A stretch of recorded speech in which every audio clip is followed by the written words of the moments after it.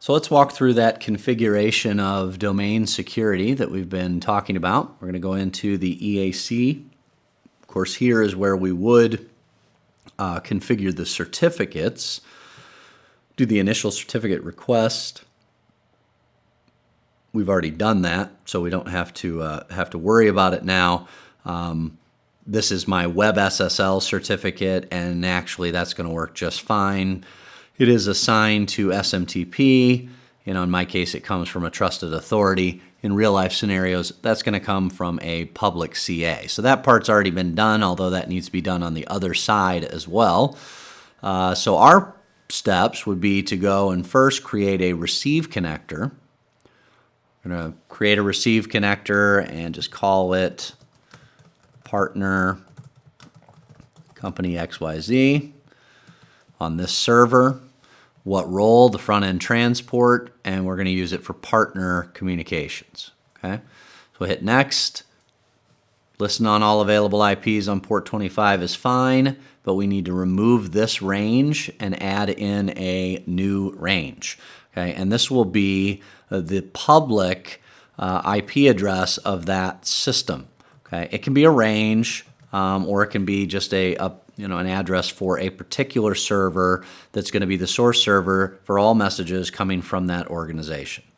All right, we're going to hit finish, but if I go into the properties, because I chose the partner setting, I just got default settings there, but because I chose partner setting, you're going to have this checkbox checked. TLS is enabled, and domain security mutually authenticated TLS is also enabled. Permissions group is for partners.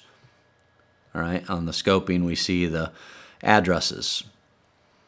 We would then need to create a send connector for that partner. Name this the same thing. Choose partner again. Hit next.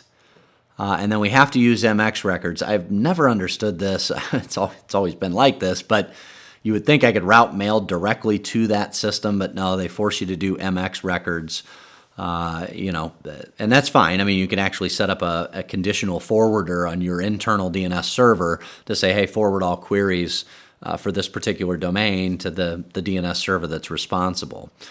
The address space, we are going to need to specify one, and we're not going to want to use the default. We're going to go, it's wildcarded actually, .companyxyz.com.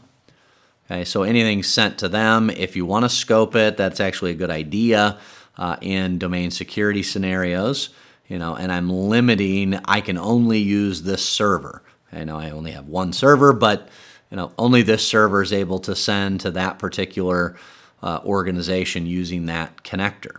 The final step actually has to be done via the shell. I can go organization transport settings. This was an add-in in Service Pack 1. And you can see some of the organization transport settings. Okay? Maximum number of recipients, the size limits and whatnot. Those are what I changed them to. Options for something called safety net, and then delivery. But there's nothing really here related to domain security. So they did add some settings into the GUI. I think I failed to mention that earlier. Service Pack 1 edition, but we're still going to have to do this via the shell. Okay? And so it's the set transport config commandlet, TLS